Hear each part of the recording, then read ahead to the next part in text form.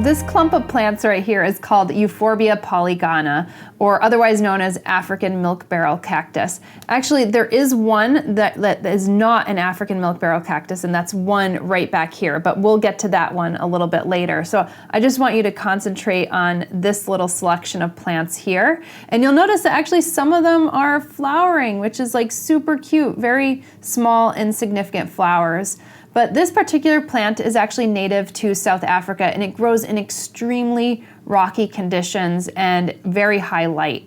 And you could see that it's already propagating itself by all these different offsets. So if you want to actually separate this plant, which I may have to very soon because it's outgrowing its space here, then you'll want to actually remove one of these offsets towards the base.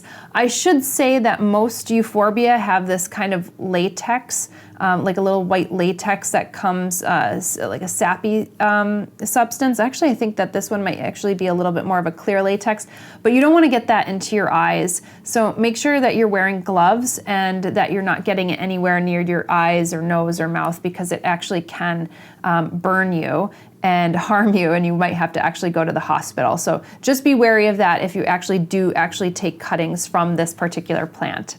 I have this in a southwest facing window because, as I had mentioned, this plant is accustomed to neglect and high intense light. And you could see that it is growing extremely well. I've had this probably now for a little over 2.5, maybe pushing on 3 years.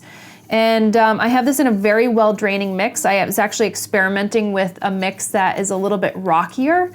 So this one has a bit more perlite and some volcanic mix, and also some puffed stone. So, and I think that's actually worked extremely well.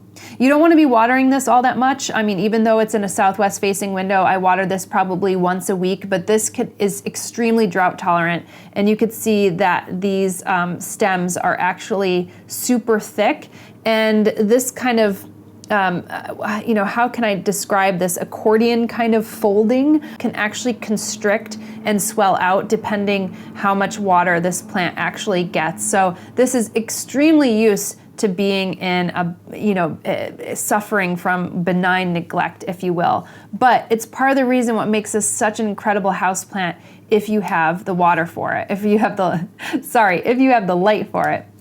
As far as fertilizing goes, you could go with a regular succulent or cacti mix. So 247, 377, 277, or like an organic cacti fertilizer would be totally fine. If you're doing this on a monthly basis, it's going to love you. If you go with the synthetic route, I'd still actually cut it by a half or a quarter so that you're not like over fertilizing this plant, because it's something that the plant really doesn't need all that much.